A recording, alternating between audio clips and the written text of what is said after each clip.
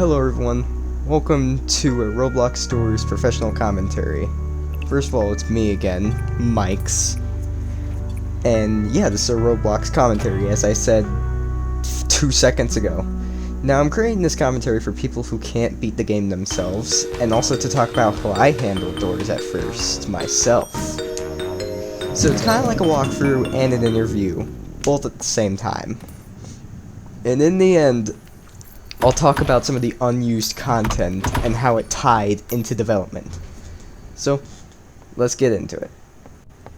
The reception is where the game starts, and berates you to buy items using the price of doorknobs. Now, I don't do this strat at all, and this is a common mistake that new people make. They'll buy a lighter, which is the most useless, they'll buy vitamins, or they'll buy lockpicks. The most useful out of all these is the flashlight. But still, I don't even buy the flashlight as a pro, because you're gonna find one eventually. Especially if you play by yourself primarily. Alright. So don't use the pre-game shop. Don't use the pre-game shop. Don't use the receptions shop. It's not worth it. But from that, nothing should hurt you at all in the reception. And nothing should be able to hurt you for the first 8 doors. And you can tell what door number you're on based on the door number, well, on the door. But keep in mind that you need to keep track of this number. I'll explain it in a bit. Not a minute. I'll explain it in a bit. Alright. So the lighters. Yes, the lighters. The first light source you get, unless you're lucky enough to find a flashlight. Or buy one, I guess. But the lighters are extremely useful. Not only for light, but also for loot. So there's a way to bug out your loot and make you get incredibly overpowered items. Not incredibly overpowered, but more than normal items. So in order to do this exploit, you have to have your lighter about halfway. And you can tell this by, you can tell that it's halfway based on the bar. The bar at the item bar. I don't know what I'm explaining. You can tell this based on the bar of the item. And once this is halfway, then loot should start getting more lucky, I would say. Alright. So yeah, there's really nothing too big to explain this, so I guess I'll move on to the first entity. Oh, one more thing, actually. The latest anything should happen is at door 9. This will be a dark room. And dark rooms, they're not too bad. I kind of gotten used to them, but you just have to make sure you know where you're going. So dark rooms will help with reducing your lighter. And that will help you find more loot once it gets halfway down. And once your lighter's halfway down, or about halfway down, don't use it anymore. Just keep it on you. This will be the key to good loot. And this is why most people would buy a lighter, especially during speedruns and stuff. I don't buy a lighter because I'm not a speedrunner, but it's pretty useful. Pretty useful in my opinion if you're speedrunning the game, to buy a lighter at the start. But I don't do it because I'm not a speedrunner. Anyways, moving on. Now the first entity that you should encounter is Rush.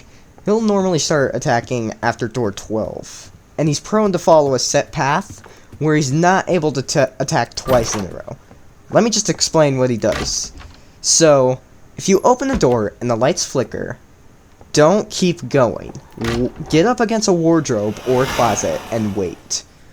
If you hear the sound of screaming coming towards you, which you probably already heard from the video playing right now, and I'm just going off of, yes, a voiceover. I'm following a script right now, but I'm kind of defying it. So if you hear screaming running towards you,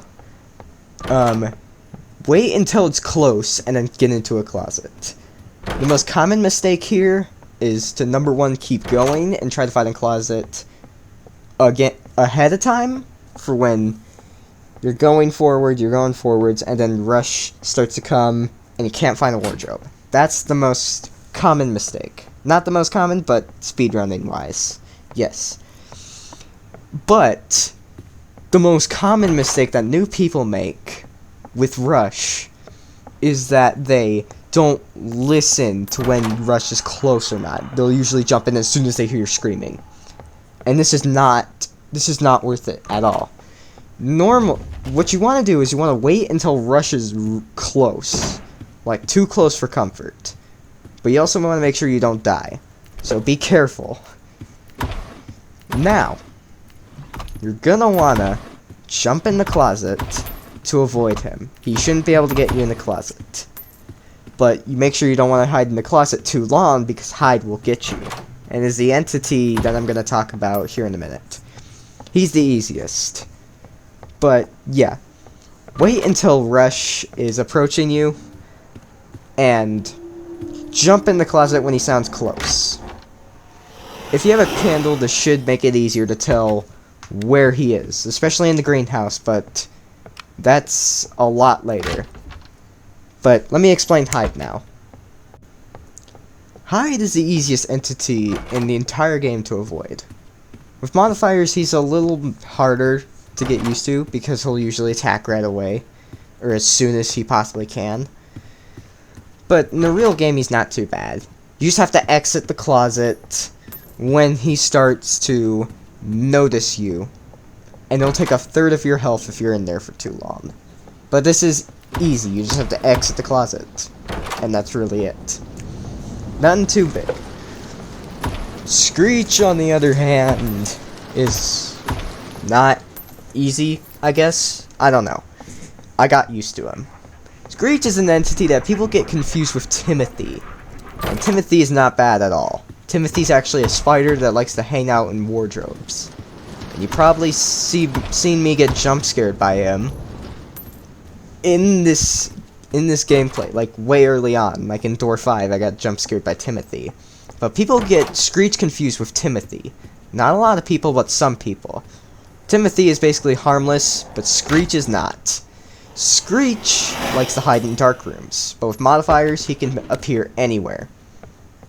So, what you want to do, whenever you hear the psst sound I was talking about earlier, Screech is somewhere snapped to you.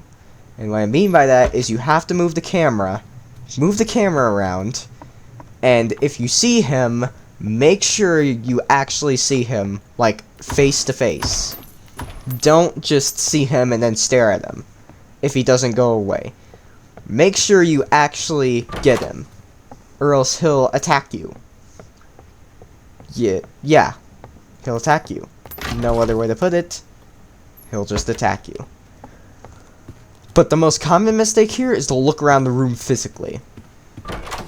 And it could just be my bad explaining to the people I know who can't do this. I'm not going to call out names, because number 1, no, and number 2, no. It's just a lot of no's. It's that meme where it's like 2 buttons and they both say no. It's literally that meme. So, looking at my script here, and it says something. I'm actually going to say it right now. You may have noticed that I've been jumping into a closet right after I get out of a dark room. And this is actually going to reset Screech, which is super useful. It's really useful, actually. You'll almost never see Screech except in the greenhouse, or when there's no wardrobe near you, and you're in the dark. But this shouldn't happen, because the naturally generated rooms are not bad. It's just with modifiers, they're easier. So yeah, that's a thing. Make sure, just make 100% sure that you're not looking around the room physically for Screech when you hear the psst sound. Make sure you're looking around with your camera. Most common mistake there. And jump into a wardrobe when you get out of a dark room. This won't exactly apply to the greenhouse, but there used to be a thing back then where Screech wouldn't go away when you went into a closet. It would actually disable you from even looking at Screech and scaring him away. He would just bite you. And that was a problem back then, but it's patched now, so you don't have to worry about it. And in the modifiers update, that's where he got nerfed. The whole closet shenanigan thing. Out of the 3 nerfed entities right now, because the modifiers update nerfed 3 enemies. And he seems to be the most nerfed out of the 3. I'll talk about the second one in a bit. But, yeah. Let's move on. And this is... Remember when I said that... Remember when I said... Yeah, crap. Yeah. Remember what I said about the whole door situation on how you want to memorize what door number you're on? I wasn't lying, and this is when it's going to come in handy.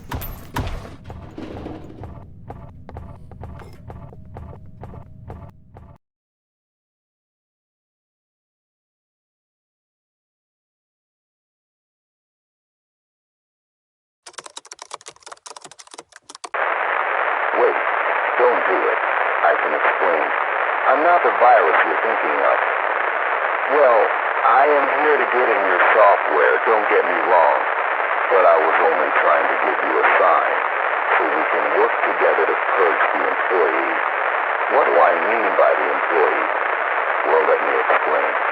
Long ago, in the hotel, a normal person was just wanting to stay in a room of ours, but only did we know. This was the greatest mistake of our entire lives. At 11 p.m., the employee did something we thought would never happen. From what I know, the power cut out, and I heard the noise of a door busting down, and then a distant scream. I attempted to open my front door, but it was locked. I couldn't see the latch, but it was too late. One clean swing from the outside to my face by an axe. I fell over and just left it.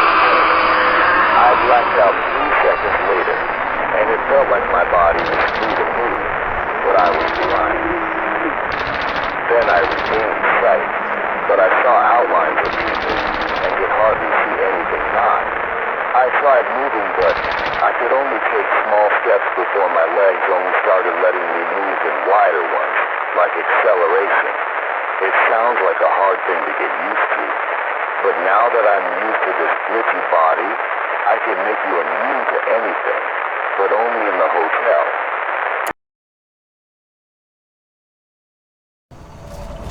Dupe is the newest of all of the entities in the game, besides the ones in the rooms, but we'll talk about that later.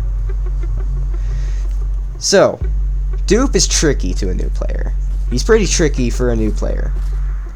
But, once you're aware of him, like I wasn't back then, it's not gonna be too bad. You just have to memorize the door number you're on. So let's put in the example. Say the door number is 36.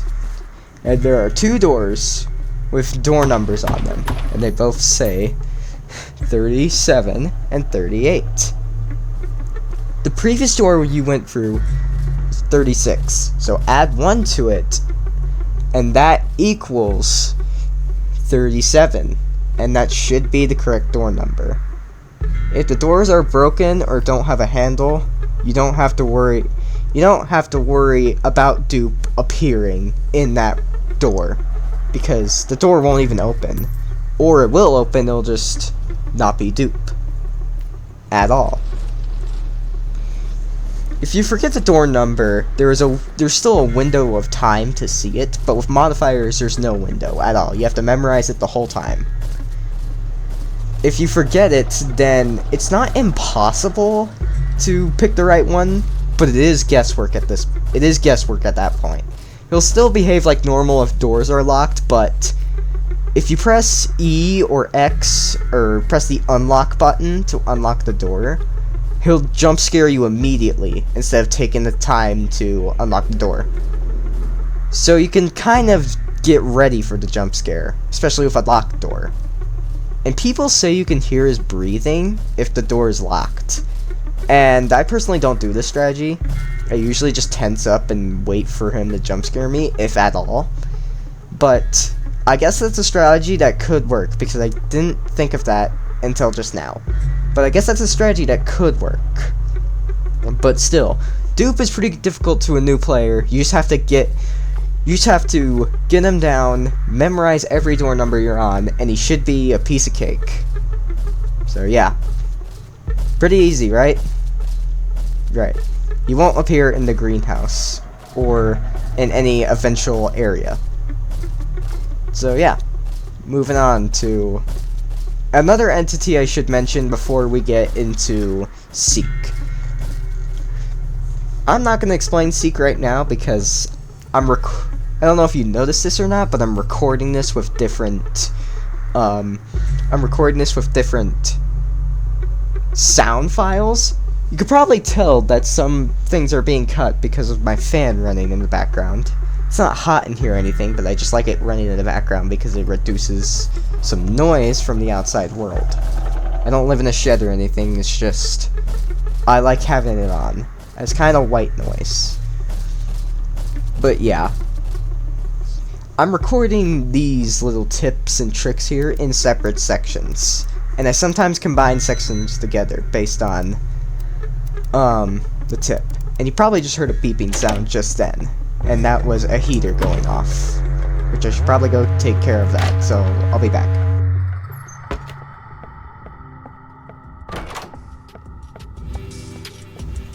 Eyes is another entity. He's another minor entity. Minor from Timothy, even though Timothy's arguably rarer than Eyes.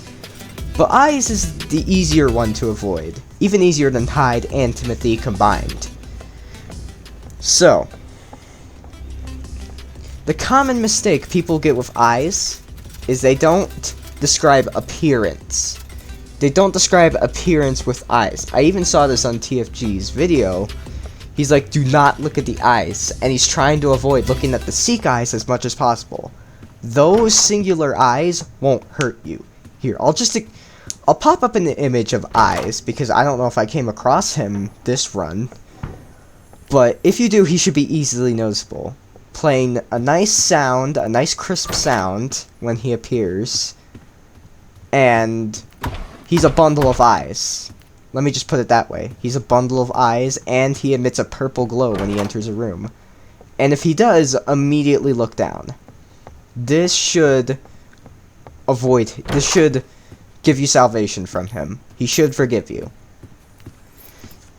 And it's not too bad. It's not too bad if he does hurt you, because he only does 10 per second. Or not 10 per second, he does 10 per 0.3 seconds. It's exact numbers, but yeah. He's actually pretty common in the greenhouse and possibly appears once a run. He'll appear either once or 3 times a run. And once is the minimum he can do. If he doesn't appear at all, then you just got really lucky, but it's very common for him to appear only once. In the older version, he would actually hurt you over time due to a glitch. The camera tracking on Eyes wasn't very accurate, because if you looked behind him for too long, well, not even behind him, if you were just in the room present with him for too long, he would actually act like you were looking at him for 1 second. Or he'll actually act like you were looking at him for 0.3 seconds. Still, it's kind of difficult to explain, but nowadays the glitch is patched. The glitch is patched now, but since they nerfed that glitch, they made him more difficult. They made the animation quicker for when he spawns in the room, and the tick is now on 20. Well, it's not even on 20, it's probably like 12. The damage tick is on 12. So yeah, that's better, I guess. But Eyes is pretty easy. You just have to be ready. Not too ready, but if you do see a purple glow just appear in the room, immediately look away. He's pretty easy to avoid. and quite audible, so he shouldn't give you too much of a hard time. With modifiers enabled, he'll either appear a lot more common, minimizing to 3 times a run, or he'll spawn 100% of the time, which is personally my favorite. My favorite modifier of all the 64. So yeah, you don't have to worry about modifiers right now. That'll only happen when you beat the game. Modifiers will only become available when you complete the game. You could set your own modifiers to make it easier or harder. But I decided not to. So yeah. Anyways, moving on. So Seek. The guy who I've been mostly talking about. Third mostly talking about, I don't know. I think he's third at least. Around doors 29 through 40, you should start seeing some eyes. And eventually you'll enter a hallway with no eyes. And this is basically what I was talking about the second Seek chase. It's a pretty long hallway and a pretty long chase where you have to run and enter the correct doors. He'll appear twice a game if you make it that far, but between the thresholds of 29 and 40 and 69 through sorry, got caught off track. It was a joke, okay, YouTube, please don't demonetize me. It was a joke. Most kids won't even get it, so don't sue me based on your algorithm. He'll mostly appear twice in the thresholds of 29 through 40 and 69 through 75. And he'll appear once a threshold. So the real entity lurks in the grand hallway. And this is what I mean by the grand hallway. The hallway with no eyes.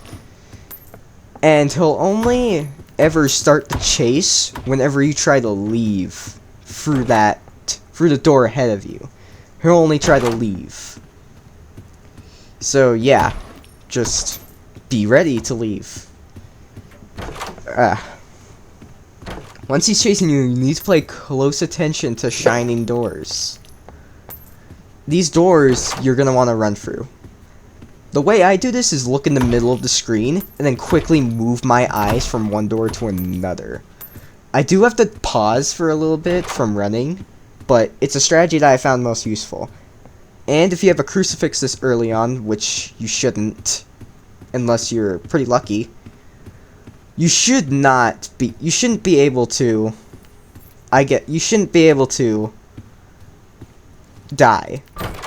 You'll actually be given plenty of time if you have the crucifix out and it uses it on him.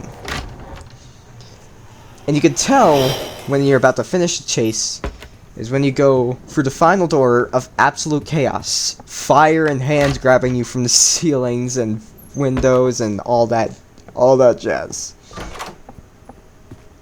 And going through the next door ends the chase. And I'm sorry if I explained that terribly, it all goes by pretty fast. Don't be mad if you don't get it on your first try either. He's a difficult entity to avoid. And after you pass him, after you've proven yourself to be greater than him, at least for now, everything should be normal. Rush, Screech, Timothy, Eyes, and all those entities should still be able to spawn in the thresholds of whatever door you ended at, whatever door you ended the chase, all the way to 50, which is the library. And I'm actually going to talk about the entity that lurks in the library as well. So, yeah, that's the thing. So the figure. We'll talk about the figure. And we're talking about the figure right now. Right here, right now, in this place. So the figure is an entity that lurks both in the library and the electrical.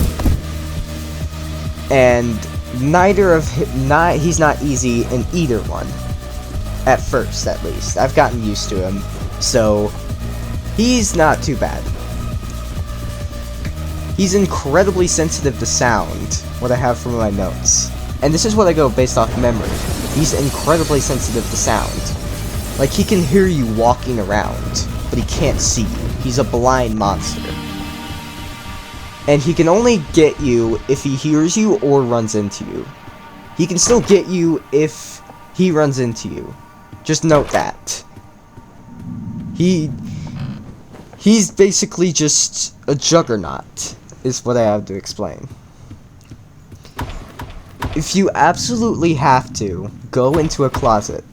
And that's really the only way to avoid him if he hears you and he's running straight at you. Now, personally, I don't really do the closet, because if you're not good at rhythm, which I'm pretty good at rhythm, but if you're not good at rhythm, I wouldn't recommend getting in a closet too much. Only get in a closet when you absolutely have to. And just do that. Just do it. Make your dreams come true. So just do it. The most common mistake here is entering the closet immediately when he's nearby, or not crouching. He won't be able to hear you if you're crouching. And only enter the closet if absolutely necessary.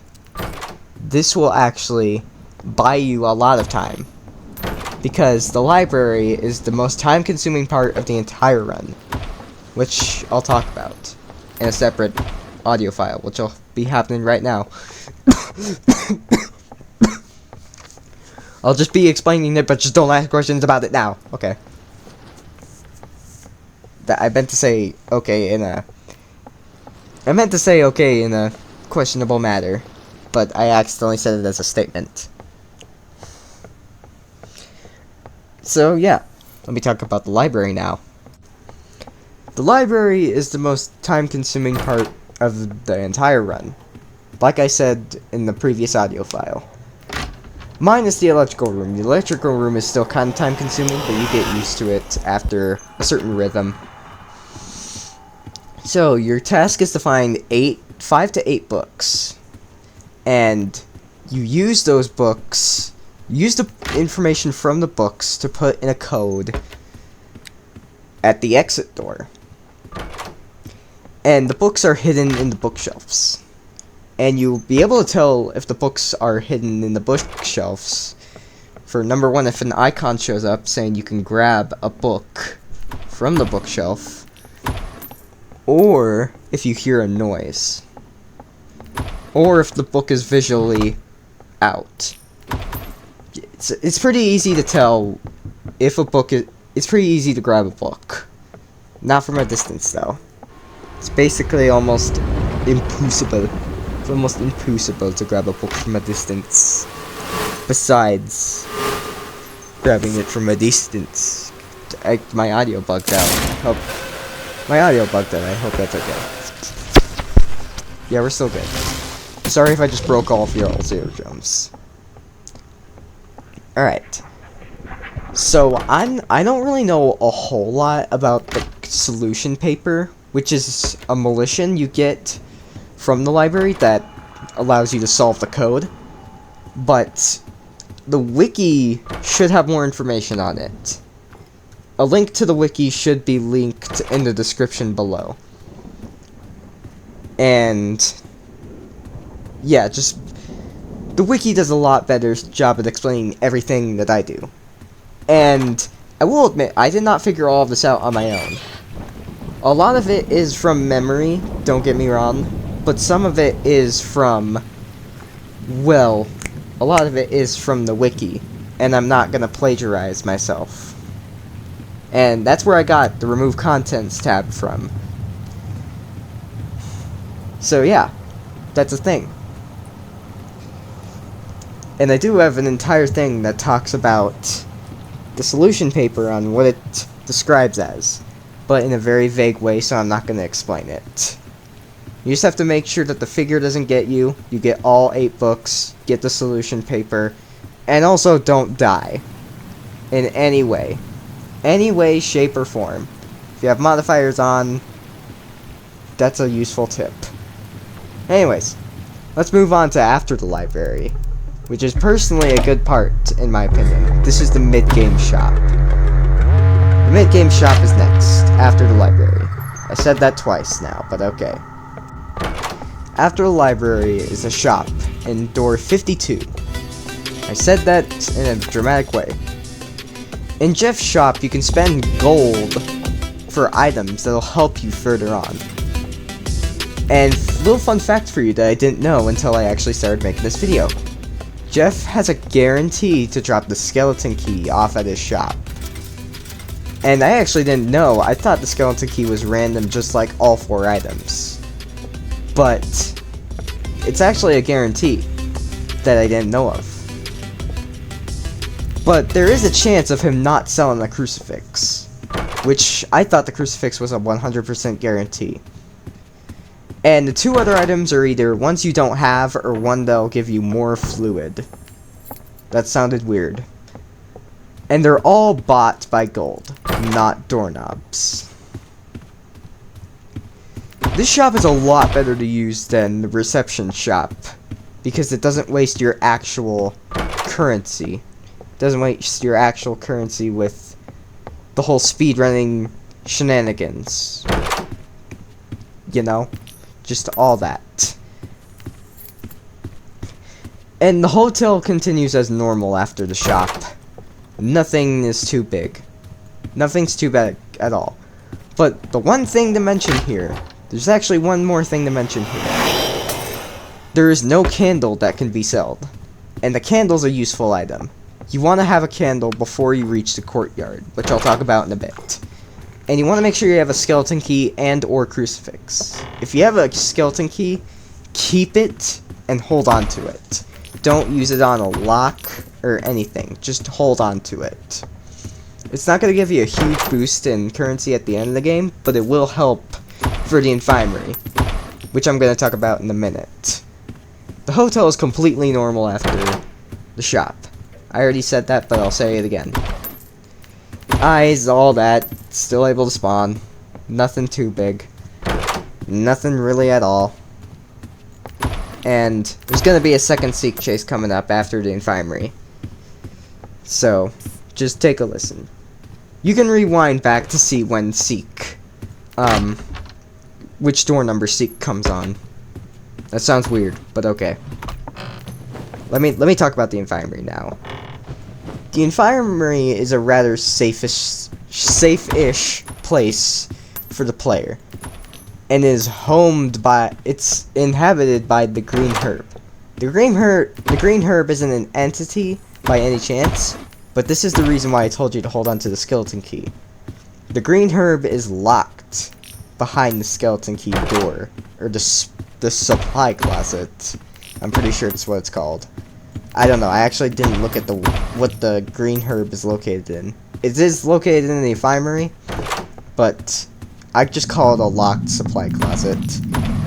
And when you grab this herb, it will give you regeneration until you die or complete the floor, which is extremely useful, especially in the greenhouse, because if you're not careful and you're just going through at like sonic speed, you're gonna hit some snares, but I'll talk more about the snares later. Talk about how much of a pain in the butt the greenhouse is. And it's possibly the worst thing that could have been added. No offense. I don't hate greenhouses. I actually love the greenery in the greenhouses, but it's just too challenging for me. It's a little too stress-inducing, the greenhouses, but I'll talk more about that later. And in case you're curious, the herb does not regrant when you revive. In case you've been taking notes, you can revive for 30 Robux or a revive token. I don't know why I called it a revive token. It's actually a free revive, is what it's called. It's called a free revive. My throat's dry. Reviving doesn't regrant it, so if you die in the greenhouse, you shouldn't be able to revive and spawn with it. And you can't even revive in the greenhouse. But yeah. Let's just continue. Let's move on to one of my not least favorite entities, but a hard to dodge entity for most. Alright, so now that you've survived both Seek chases, which you normally do by now, Screech normally spawns after the Infirmary. Not directly after, but a few doors after. And after that Seek Chase, you'll actually encounter a new enemy that has been revamped to this side of the hotel only. I'm pretty sure, at least. I don't know, though. I could just be talking smack. You'll run into Ambush, and is the entity I've been talking about. And he behaves exactly like Rush. But the only thing is... throat again. This happened last video. My throat just hurt, and I was sniffing constantly. Ambush will actually rebound, unlike Rush. For not some reason, but there's a reason. And now, you just have to listen to his distance. This will actually give you good practice on Rush, if you don't have good practice on Rush already. His distance is at... You'll want to wait until Ambush is close to you, and then jump in the closet. But then you'll have to jump back out. And listen for him again. And if he gets close, jump back in the closet. And cycle continues until he disappears after a few volleys, I imagine. And people have a strategy as well for it, just like Dupe. So what people will do is they would use the crucifix on Ambush, even in the Hotel Plus update, because he's pretty difficult to dodge. And I don't usually use the crucifix on Ambush. I don't find Ambush too hard to dodge, but I normally use it in the greenhouse on either Rush or Screech. I try to avoid eyes, using it on eyes as much as possible, but I do need to use it on eyes, because I do need to get that achievement. Because for some reason I don't have it already. But I guess it's not a good strategy to rely on. I'd much rather prefer to pay attention to all the other enemies at once and not deal with Ambush. Well, other people would. Never mind. I changed my mind. I'd rather take care of someone. I'd rather take care of one of the entities with the crucifix, one of the common entities with the crucifix, rather than Ambush. Because in the real game, Ambush will only appear once a game. But with modifiers enabled, he's a lot more common. So yeah, don't worry about modifiers right now. I'm just saying that because I have modifiers. So yeah. And they actually nerfed Ambush, and he's not the nerfed one I was talking about the whole nerfed free situation thing. But they did make Ambush harder. They made his audio more buggy, which is fitting to his character considering he's a glitch in the Matrix.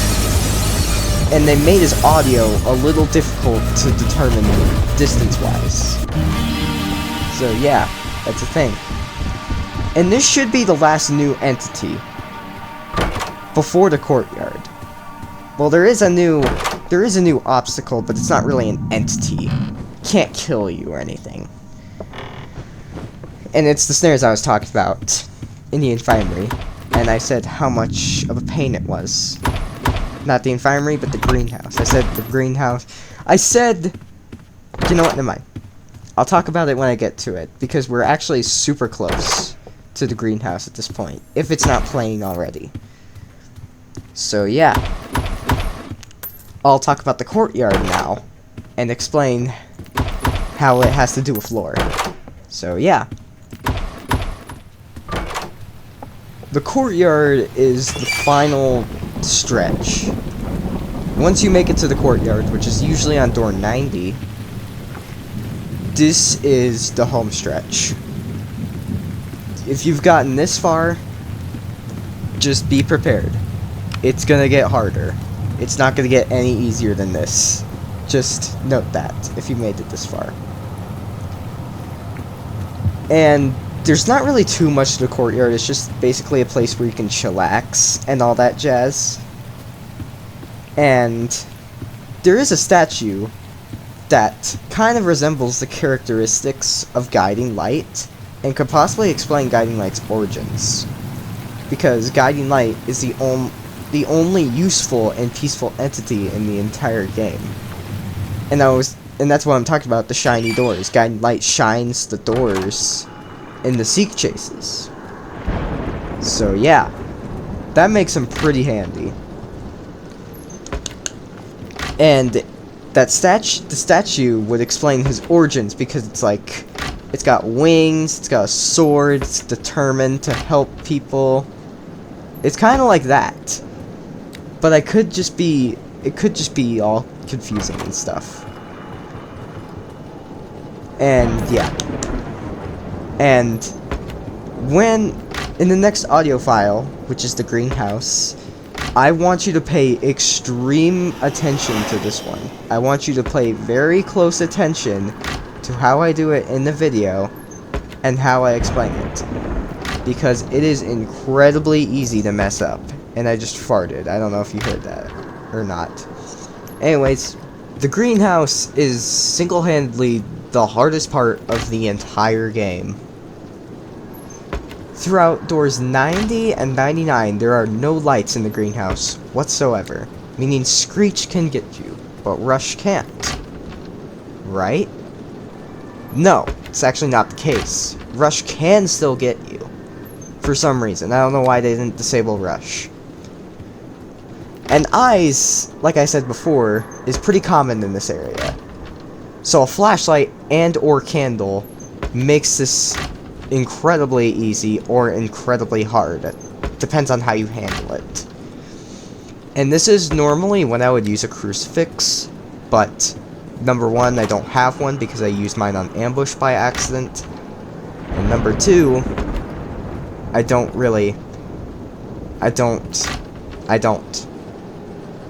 just don't. And there's also one more entity to point out here. Snares. Well, they're not really entities, they're more like spike traps. Fortnite spike traps. If you see these little thorny things on the floor, or I guess pancakes, if you step on one, they'll actually prick you, take away some of your health, and make you stuck for a bit. And this is even worse when you add Rush on top of this. Because Rush makes this section pretty hard. If Rush wasn't here, this section would be so much easier. But he is. For some reason, he is. And I don't know why. He didn't have to. Yeah, he really didn't have to. The most common mistake people make here is they would normally run full speed to door 99. And it's a strategy that can work, but it's not 100% reliable, because if you have a candle and you know when Rush is coming, you can easily prepare for Rush. And for me, in the video you're watching right now, or I guess the gameplay part, the footage you're watching, I am getting in and out of closets constantly. Number one, to reset Rush, and number two, to be ready for... Not to reset Rush. Number one, to reset Screech, and number two, to dodge Rush. And eyes is what makes this section not difficult, but difficult at the same time. He's kind of in the middle. And eyes also disables the candle. Every entity in the greenhouse will disable the candle. And this ain't easy. Not easy at all. It's actually pretty difficult. Even for a pro, this is pretty difficult. So, this may take a few dozen tries. For me, it only took me 3 tries to get used to. But, yeah. And also the rain. You also have to be careful of the rain, because the rain will make ambush it'll make Rush pretty difficult to hear. But if you get ambush in this part, it should be a little bit more reliable. A lot more reliable, because he's so different from the rain. But I don't know if he spawns in the greenhouse anymore. It could just be Rush. And the maximum amount of times Rush can attack is 5. He can't double up on you, but he can double up on you with modifiers. In the normal game, he can't. So, he'll only be able to spawn a maximum of 5 times in the greenhouse. And, I don't know if I said this or not, but when you open a door, that determines when Rush comes for you. When he's rushing down the hallway coming to get you. And, it's not too bad. Just be careful. That's all I have to say. Just be careful. And alright. I looked at another tab of my script by accident. I lost track. It's fine though. I should be able to recover from here. I normally wait for guiding light to spawn so we can shine most of the room, but Eyes actually shines up a pretty good portion of the room, about the exact same as guiding light does. So this isn't easy, but it's manageable with the light. And if you don't have a lighter or flashlight, or if you just have a lighter or candle, this section should be easier with the amount of times Eyes can spawn and guiding light. So take note. So yeah, that's pretty much all I got for the greenhouse. Sorry if I explained it terribly. I'm pretty sure the wiki has a lot more information. But one more thing before door 100 I want to mention. Yet another entity. You didn't think there was going to be any more entities, were you? Well, there is, but I'll explain next audio file. There's only one more entity, and that is Halt. The rarest entity, and possibly the only entity that doesn't appear in this video. Besides, I guess, the room's entities, but those are the room's entities. It makes sense. So, Halt is my least favorite entity. One of my least favorite entities, because of how much time he takes up. If you get this guy during a speedrun, it's basically over.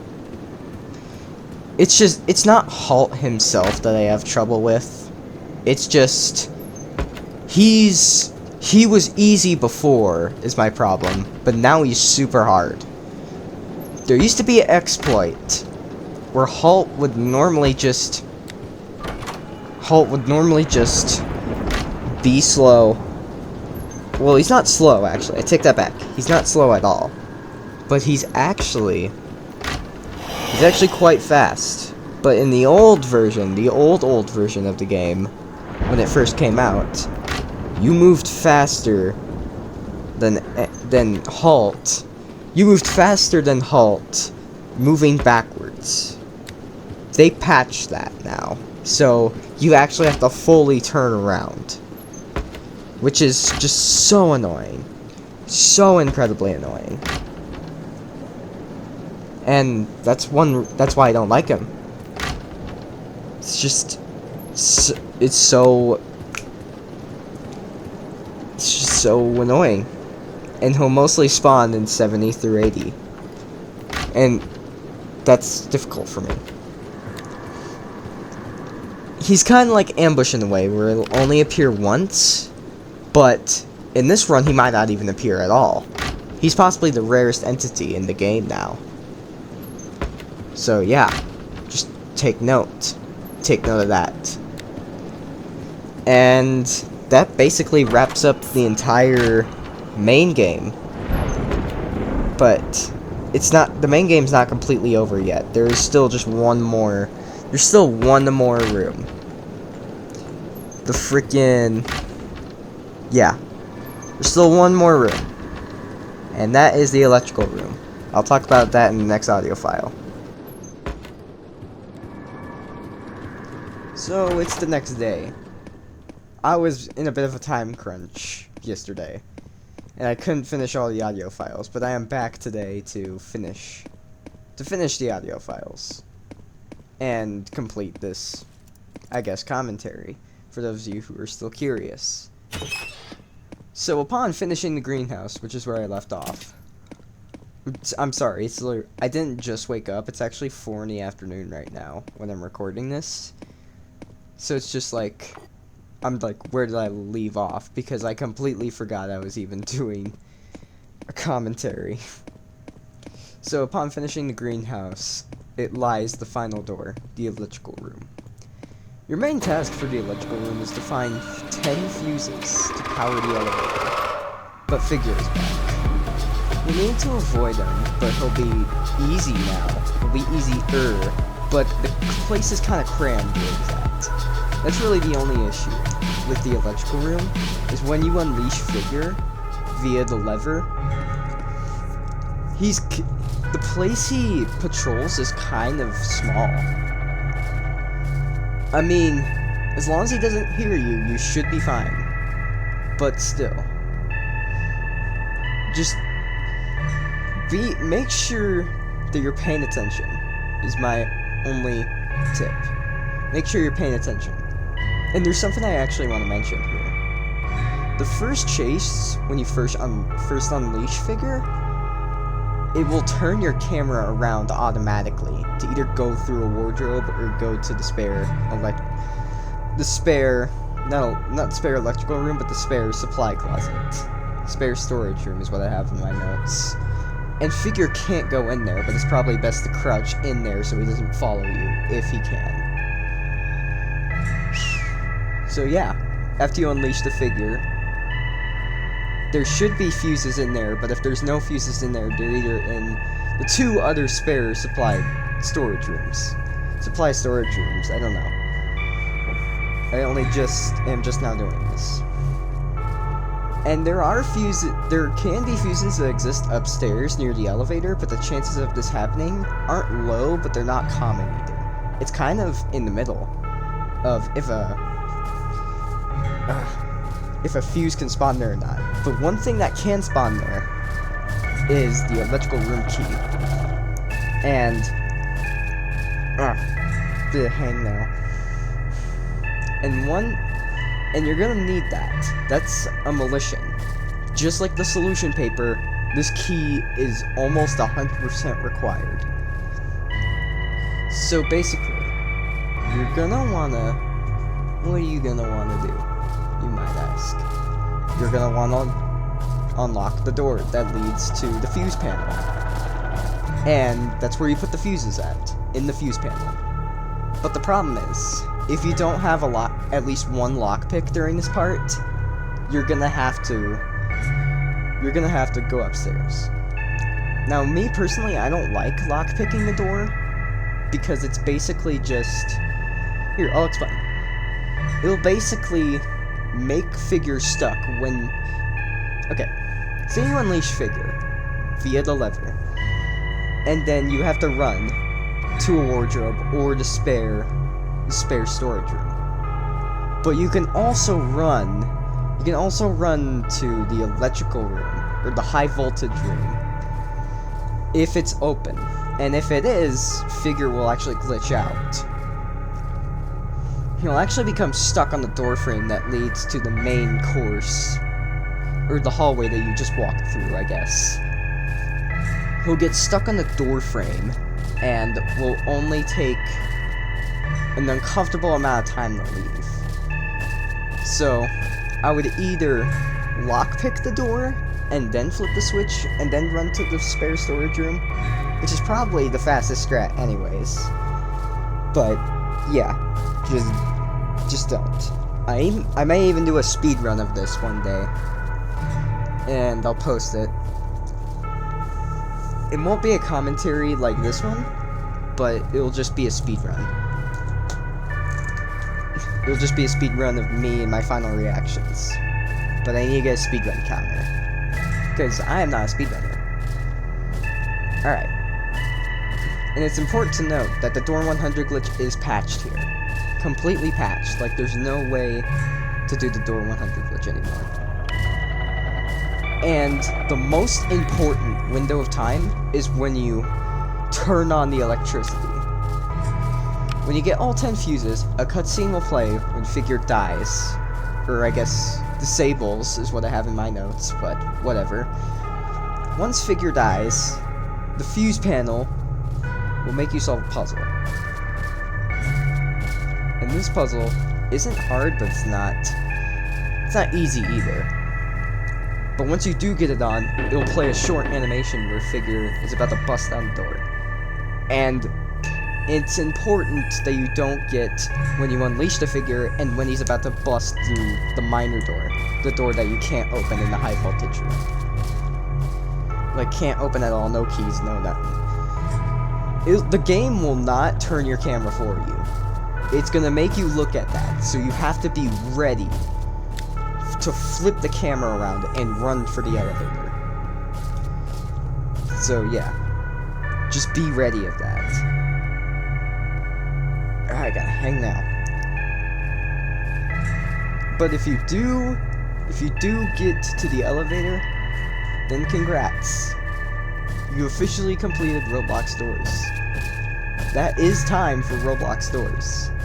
It's the full game for now when I'm recording this.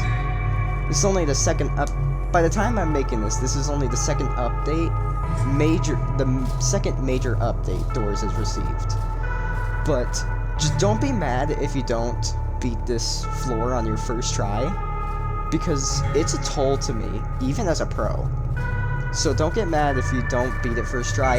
It is a very hard floor to get used to. Now I'll talk about some of the removed content that Doors had to offer. And there's quite a few. There is still some unused content. There's a lot of unused content, actually, that is in the wiki. And like I said, that'll be linked in the description. But I have 3 categories here on my script, listing entities, badges, and models. And I have 2 entities. The first one is an entity named Mobile. Or Mobile. It's an entity that existed in closets and would block you from entering if he was in there. But this idea was patched and instead changed to a random variable. And I can also see how this wouldn't be too fair unless closets were everywhere throughout the game. Because, yeah, it's just kind of unfair.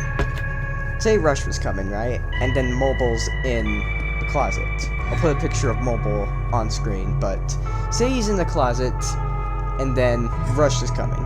You have no way to defend yourself other than a crucifix, but crucifixes didn't exist back then. Say you have nothing. You're basically dead. So yeah, that idea was ditched for that unfair reason. But you can actually re-enable unfair mode using a modifier. Like I said before, there are modifiers in this game. And there's actually another entity that was believed to exist. There was another entity that believed to exist once it struck midnight. Once it struck midnight, this entity will actually kill you. So once it strikes midnight, this entity will kill you, but this idea was ditched entirely. Number 1, the time starts randomly in between 11 p.m. and 12 a.m., which doesn't really make it fair because Dread could just kill you instantly. And I only take about 30 minutes to finish the run that I'm on, but still, it's a toll. It's a toll on my half. Now let's move to badges. Including entities, there were achievements in the game files that never saw light.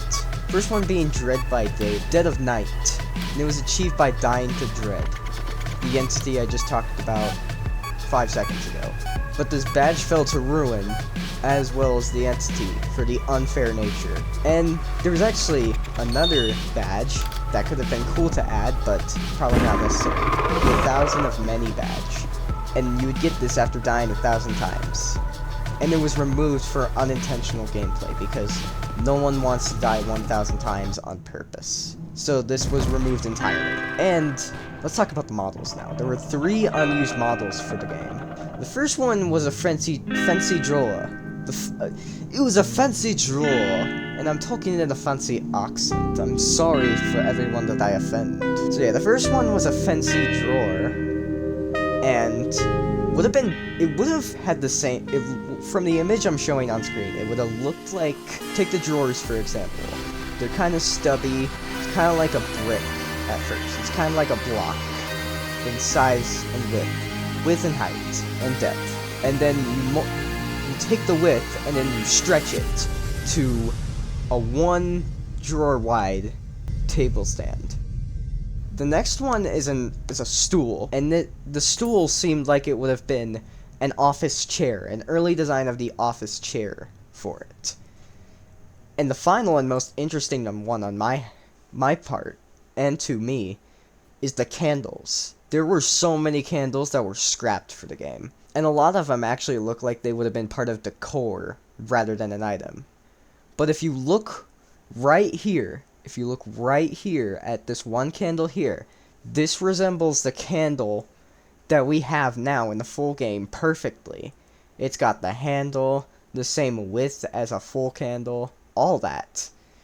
It's basically the same candle. But this is interesting because the candles, there was something about the candles, and maybe you would use the lighter to light up candles, and maybe something would happen if you light up all the candles, or blow out a certain number and light a certain number. I'm not quite sure, but to me this is the most fun idea, and I guess minor light in darkness. But the minor light in darkness idea was kind of patched because guiding light lights up the room pretty well. And he kind of did before, but it was less back then. But yeah, that's basically it for the removed content. Thank you so much to the Doors fandom, or wiki, for helping me provide tips that I didn't even know. Like the unused content, mobile dread, I had no idea any of those existed in the real game. And I also want to feature the two minor channels, TFG and Yub. Even though I never mentioned Yub, he's still a cool guy who has 2 kids and a wife. He's just all around amazing, and he makes minor content like this. So you should go subscribe to him and TFG. Both these YouTubers are amazing. And I just want to say thank you to Elsplash for making Doors. If it wasn't for Doors actually inspired me to create a YouTube channel. And without Doors, I don't know where I would be right now.